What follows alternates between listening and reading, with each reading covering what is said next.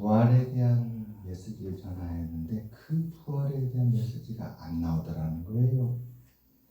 그러면서 그분 표현이 이 예배이기 때문에 자신이 알고 있는 부활의 지식을 전해서 부활의 설교를 할 수도 있는데 자신의 마음속에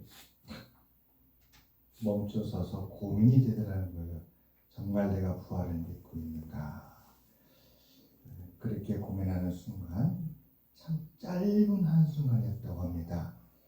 하나님이 그 목사님의 마음에 말씀을 했다는 거예요. 이렇게 말씀했다는 것입니다. 사랑하는 종아, 너의 눈으로는 분명히 세상을 떠난 성도로 보이지 않느냐? 그러나 나의 눈에는 그렇지 않다. 이 말씀을 마음에 해주시더라는 거예요. 그때 그분의 마음에 큰 깨달음이 왔답니다. 육신의 눈으로는 분명히 이렇게 입관을 앞두고 누워있지만 이미 세상을 떠난 분이지만 그러나 믿음의 눈으로 보면 이분은 하나님께로 갔구나. 영생을 주신 하나님께로 돌아갔구나. 이분은 살아계시구나 하는 깨달음이 마음에 다 왔답니다. 하나님의 말씀이 우리의 마음에 이렇게 들려옵니다. 그 말씀이 우리 마음에 들려올 때에 그 말씀은 생명의 말씀이잖아요. 내 고민을 풀어줍니다. 그 말씀은 은혜의 말씀이에요.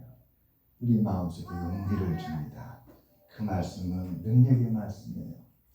우리를 믿음의 눈으로 볼 수 있도록 일어나게 합니다. 그 순간 그분이 얼마나 고민이 됐는지 그 고백을 하는 거예요. 하나님이 우리에게 믿음의 은혜를 주시기를 진심으로 간구합니다. 이 귀한 시간 원근 각지에서 이렇게 오신 우리 모든 성도님들에게 진심으로 감사드립니다. 간절히 바라오는 우리 모두에게 하나님의 은혜가 있기를 바랍니다. 아멘. 저는 유튜브를 보면서 저분에게도 또다시 한 계기가 생겼구나. 그동안 수백 번 그 설교를 했지만 그분에게도 어느 날 다시 새롭게 보는 하나님의 은혜가 다시 새롭게 가는 그래서 새롭게 깨닫는 그런 날이 왔구나. 그래서 하나님의 은혜 앞에는 우리 모두가 다 동일한 점이 있습니다. 이 예배를 통해서 이 예배를 함께 드린 우리 모두에게 그 하나님의 은혜가 우리 마음에 꼭 임하였으면 합니다. 기도드립니다. 그런 마음으로 여러분에게 말씀을 전하고자 합니다. 에스겔은 25살에 선지자가 됐는데 여러분 우리는 성경 릴레이를 지금 이사야, 예레미야 그리고 에스겔 이렇게 순서대로 하고 있어요. 그래서 제가 나름대로 한번 연구를 해봤어요. 이사야, 예레미야, 에스겔로 이렇게 이어지는 이 시대는 어떤 시대였고 하나님은 왜 이러한 선지자들을 세웠는가?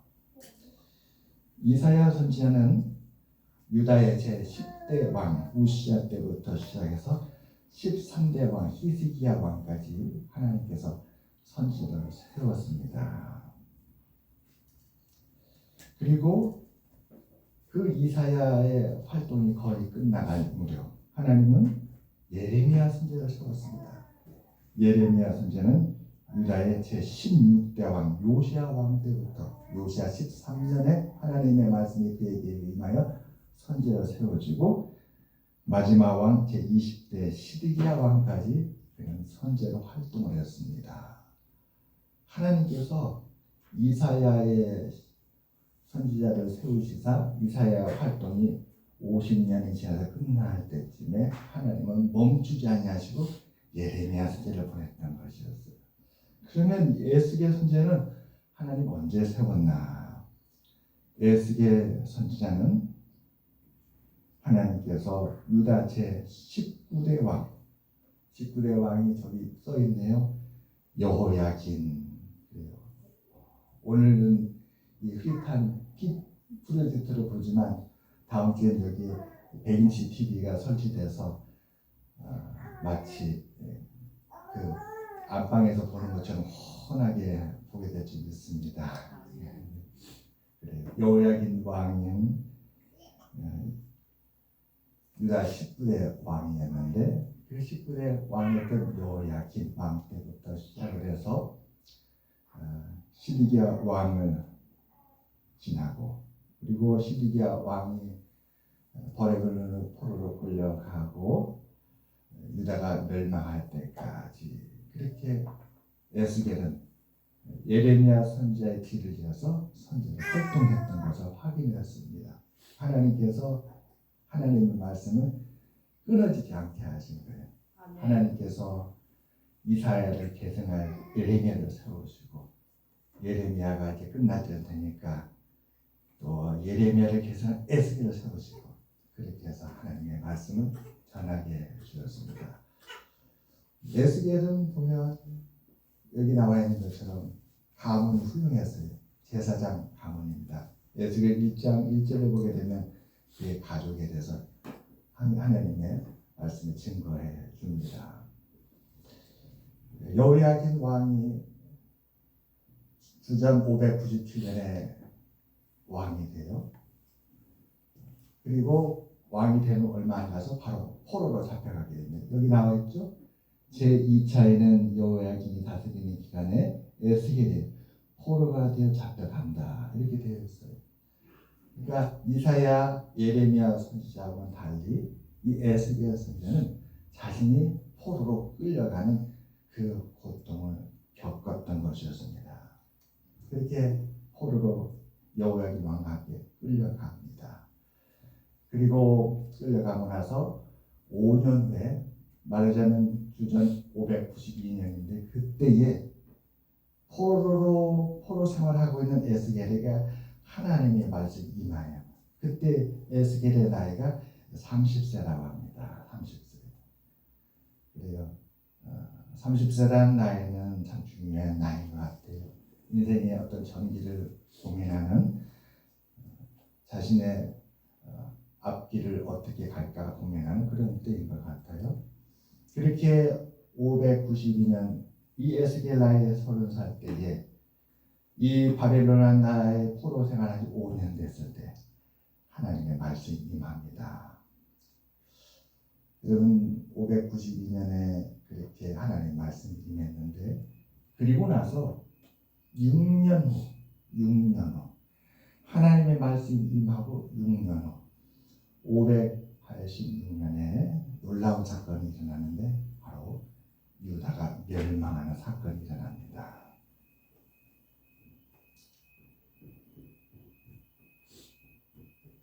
하나님은 왜 이렇게 선지자를 계속해서 세우셨을까?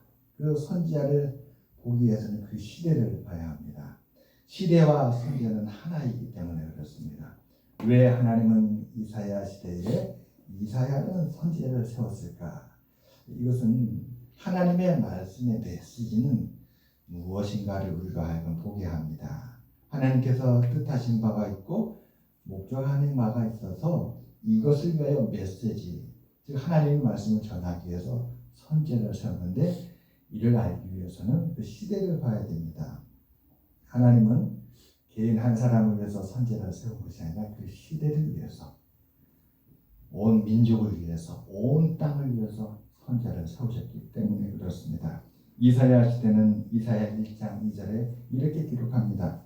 하늘이여 들으라 땅이여 귀를 기울이라 여호와께서 말씀하시기를 내가 자식을 양육하였거늘 그들이 나를 거역하였도다. 하나님께서 오랫동안 이스라엘 백성들을 은혜로 인도하시고 하나님 목자가 되시다 인도하셨는데 이스라엘 백성들이 그 하나님의 은혜를 계속 떠나는 것이지요. 계속 은혜를 떠나니까 이 어두운 시대, 그 시대를 위해서 이사야 선지자를 세웠던 것이었습니다. 참으로 그 시대는 암울하고 어두웠던 시대였습니다. 이사야 선지자는 그 어두운 시대에 하나님의 빛 대신 말씀, 생명의 말씀, 구원의 말씀 전하기 위해서 세움받았던 것이었습니다.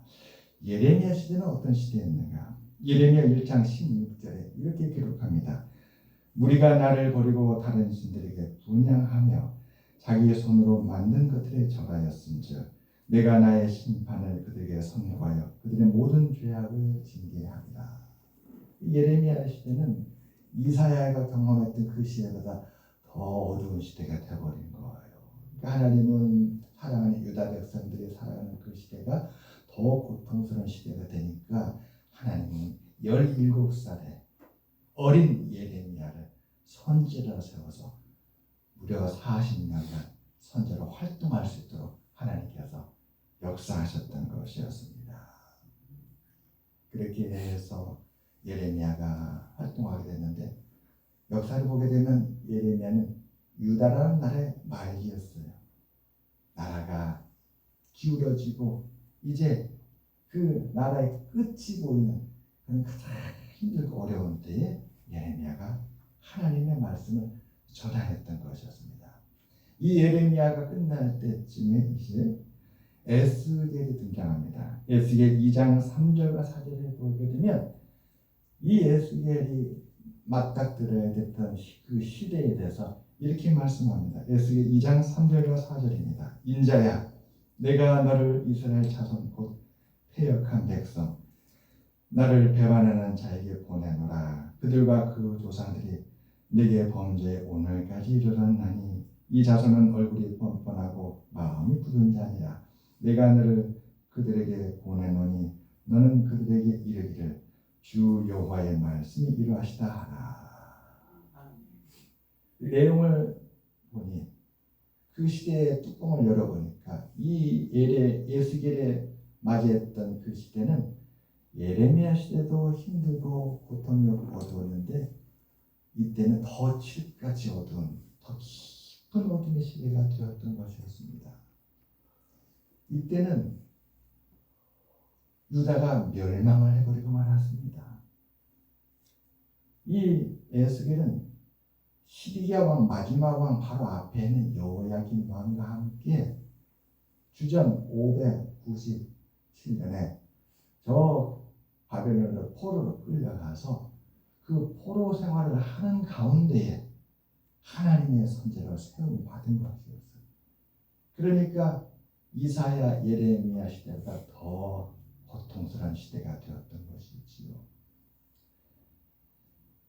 이렇게 어두운 시대에 이 선지자들은 어떻게 이 선지자의 사역을 감당할 수 있었을까? 어떻게 하나님의 말씀을 전할 수 있었을까? 여기에는 두 가지가 있었습니다. 두 가지. 첫째는 하나님의 영광이었습니다. 하나님의 영광을 본 것입니다. 하나님께서 어두운 시대의 이사야를 하나님의 종으로 세워서 세상을 밝히는 세상의 빛으로 그렇게 하나님의 뜻을 전하기 위해서 이사야를 세우는데 이 일을 감당할 수 있도록 하나님의 영광을 보여줬던 거예요. 이사야 1장에 보게 되면 하나님의 천사들이 나타나서 하나님을 찬송합니다. 거룩하다, 거룩하다, 거룩하다. 그 다음에 그 하나님에 대한 고백에 나오면 이렇게 고백합니다. 만군의 여호와를 온 땅의 여호와라고 고백합니다. 온 땅에 여호와의 영광이 충만하도다. 그러니까 이 천사들의 고백을 듣는 것이죠. 세상은 이렇게 어둡고 절망 가운데 있는데 하나님의 영광은 조금도 가려지지 않았구나. 하나님의 영광은 사람들 눈에 안 보일 뿐이지 어둠이 사람들의 눈을 가렸을 뿐이지 온 땅에 충만하다는 그 고백을 듣는 거예요. 그 찬양을 듣는 거예요. 그리고 그 성전은 하나님의 영광으로 충만하였다.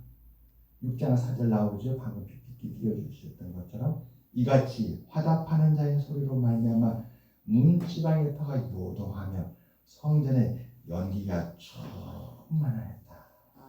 네. 이 영광이 이사야로 하여금 믿음을 갖고 일어서게 했습니다. 이사야는 그 영광을 보고 자복하지요. 하나님께, 하나님, 저는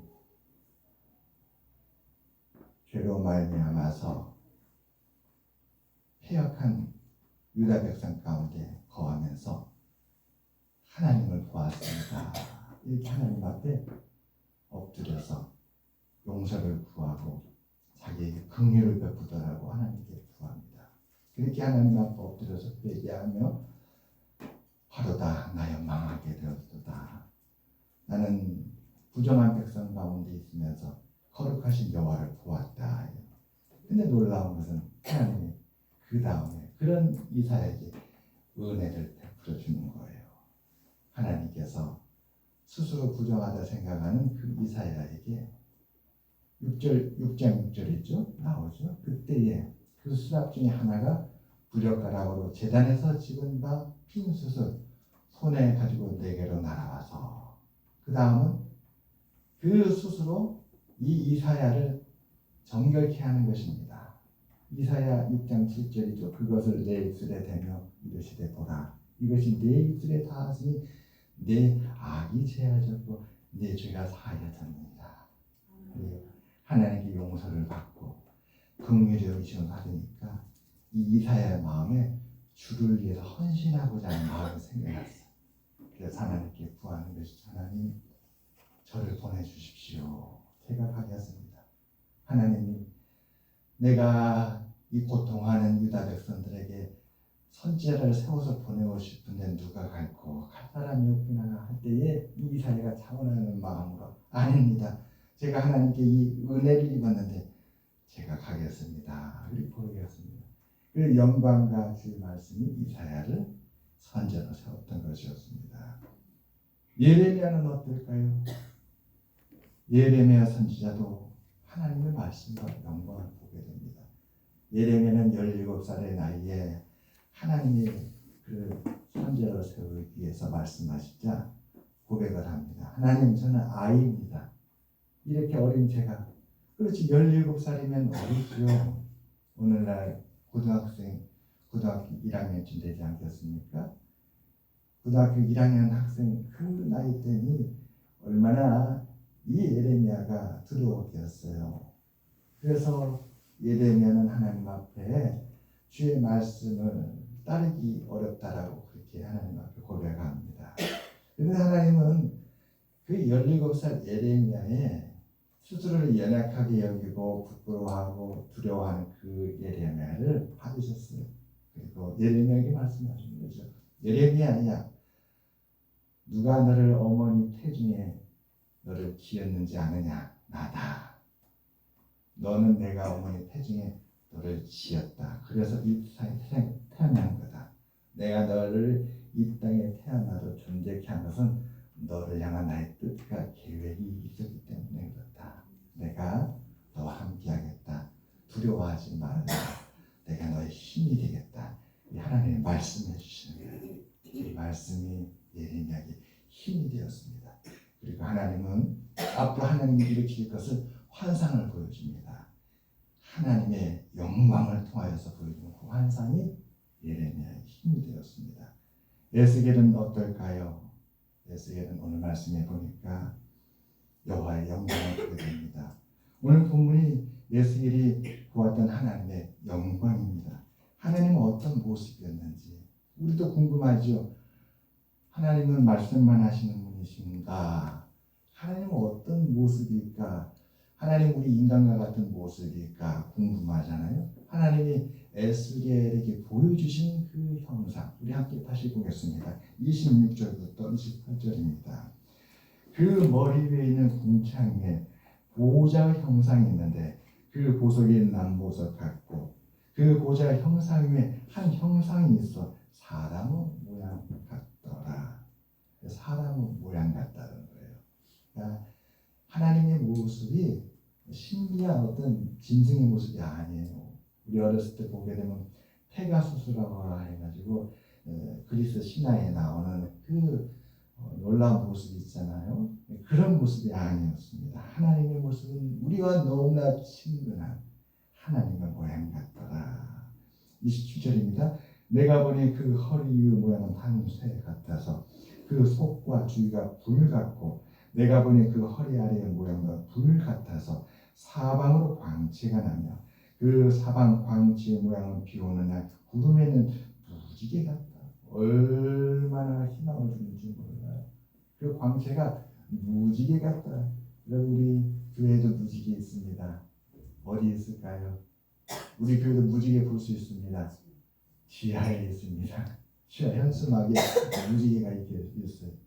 제가 2010년, 11년 그때에 지하에서 유초등 예배를 드렸는데 어떻게 하면 아이들을 더 사랑스러운 눈으로 볼 수 있을까? 이것이 아이들의 공간이 되었으면 좋겠다 생각을 해서 떠올랐던 것이 무지개였습니다. 이렇게 앞에다 무지개를 해놓으면 정말 이곳이 아이들의 아름다운 화원과 같은 그런 예배 처소가 되겠구나. 이는 여호와의 영광의 형상의 모양이라. 내가 보고 엎드려 말씀하시는 이의 음성을 들으리라. 이렇게 하나님은 영광의 그 형상을 보여주시고 그 다음에 2장 1절부터 여호와께서 말씀해 주십니다. 우리 여호와의 말씀도 함께 보겠습니다. 2장입니다. 그가 내게 이르시되 인자야 네 발로 일어서라. 내가 네게 말하리라 하시며 그가 내게 말씀하실 때에 그 영이 내게 임하사 나를 일으켜 내 발로 세우시기로 내가 그 말씀하신 자의 소리를 들으니 내게 이르시되 인자야 내가 너를 이스라엘 자손 곧 패역한 백성 나를 배반하는 자에게 보내노라. 그들과 그 조상들이 내게 범죄하여 오늘까지 일어났나니 이 자손은 얼굴이 뻔뻔하고 마음이 굳은 자니라. 내가 너를 그들에게 보내노니 너는 그들에게 이르기를 주 여호와의 말씀 이러하시다 하라. 에스겔이 맡은 사명이 굉장히 어렵고 힘든 사명이지요. 두려운 일 아니겠습니까? 오늘날도 아랍권에 가서 선교를 하려면 목숨을 내놓고 선교를 해야 한다고 하잖아요. 태국도 선교하는 분들 보면 태국에서도 정부군이 반란군에 밀린다고 합니다. 힘이 없대요. 이 태국이라는 나라에 군벌들이 얼마나 많은지 무시무시하다고 합니다. 그런 곳에서 선교하려면 정말 목숨을 내놔야 합니다. 그런 때에 힘이 될 수 있는 하나님의 말씀, 그들을 붙드는 하나님의 말씀. 오늘 예레미야가 그러한 시련 앞에 하나님의 말씀을 듣는데 하나님의 말씀으로 그를 붙잡아주는 것이죠. 두려워 말라. 내가 너와 함께합니다. 놀라지 말라. 나는 내 하나님이 됩니다. 내가 너를 붙들리라. 하나님께서 에스겔을 지켜주시고 그 힘이 되주셨다. 그의 이마를 굳건하게 해주고 하나님께서 그의 손을 굳건하게 해주시고 그가 어떠한 악인들을 만나더라도 쓰러지지 않도록 하나님께 붙드시겠다 이렇게 말씀해 주시는 것입니다. 이러한 영광과 말씀이 이사야와 예레미야와 에스겔을 하나님의 선지자로 세워지게 하였고 그 어려운 사역을 맡아서 감당하게 했습니다. 그래요.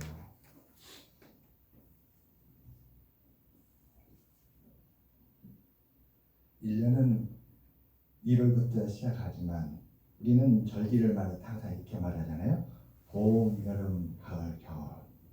그러니까 우리가 계절을 말할 때 봄을 1년의 시작으로 말을 합니다. 여러분 월별로 하게 되면 벌써 4분의 1이 지나갔어요. 그러니까 마음이 급해지잖아요. 그러나 우리 계절로 치면 우리는 봄의 시작이 있습니다.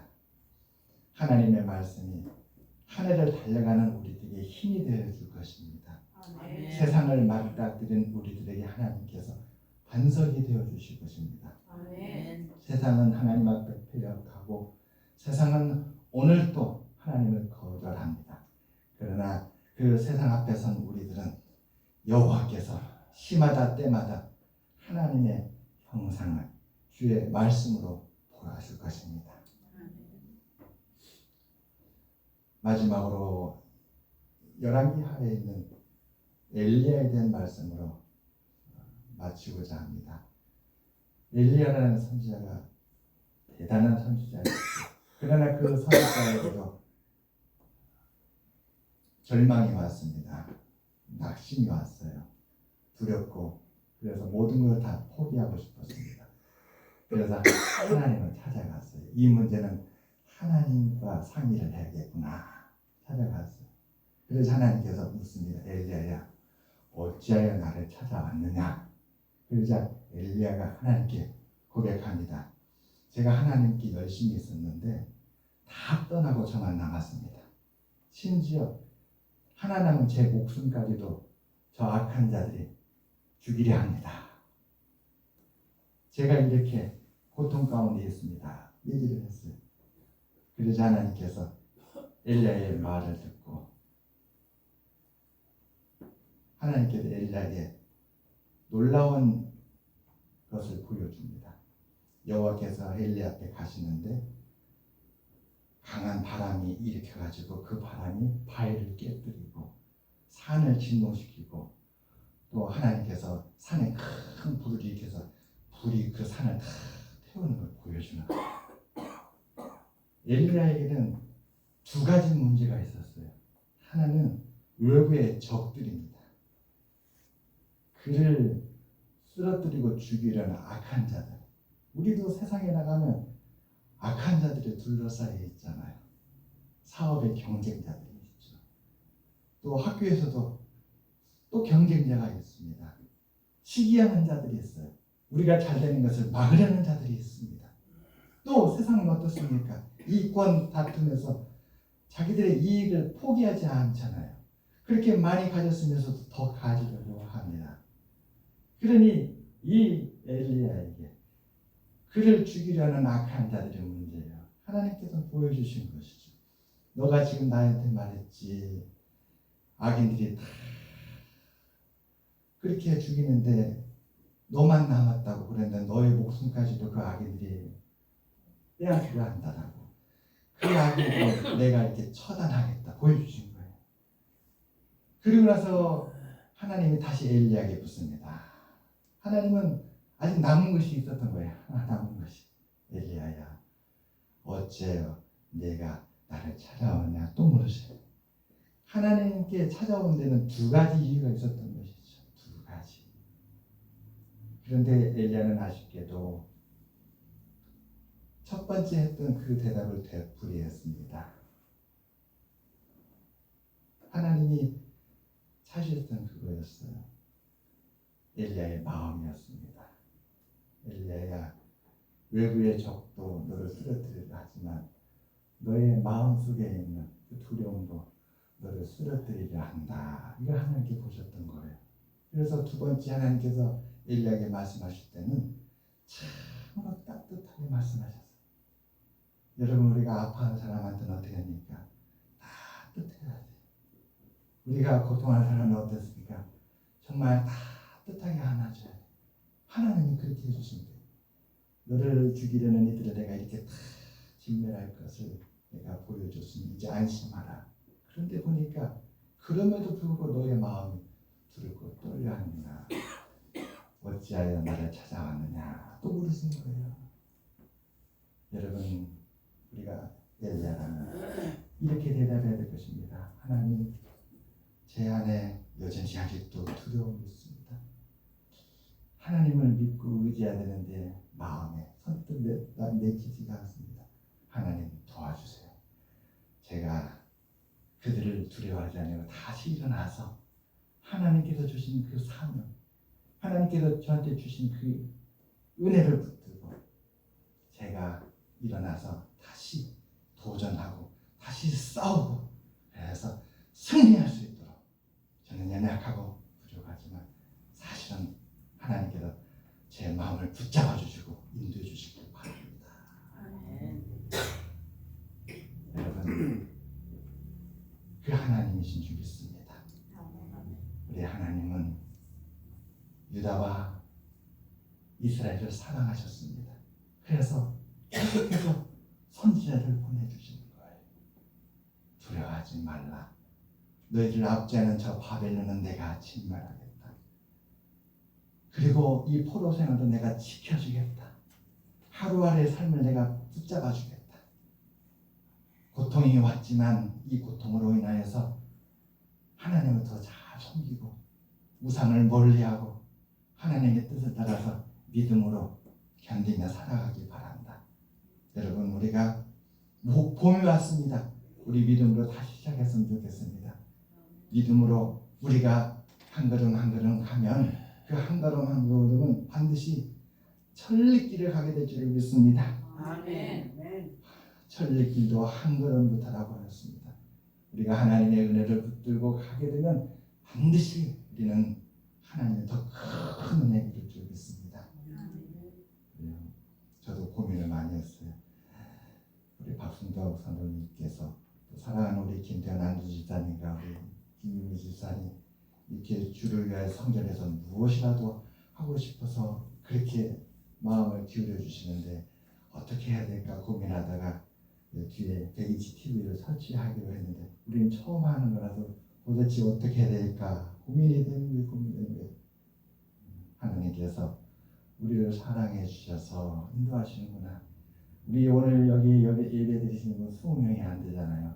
제가 시찰에 가서 우리 교회 성도님들 많지 않은데 100인치 TV 걸었다라고 하면 다들 놀랄 거예요. 이 100인치 TV는 성도 적어도 한 100여 명 되는 예배당도 제가 유튜브 보게 되면 최소 100평 정도는 되는 그런 큰 교회인데 우리의 믿음을 하나님께서 기쁘게 보시고 인도해 주신 믿습니다. 아멘. 작지만 믿음을 가지고 하나님이 주신 그 큰 하나님 앞에서 담대하게 나가고 여기 영광을 우리 모두가 되시길 주의 이름으로 축원합니다. 아멘. 기도하겠습니다. 하나님 아버지 감사합니다. 하나님 아버지요 이사야 선지자부터 시작해서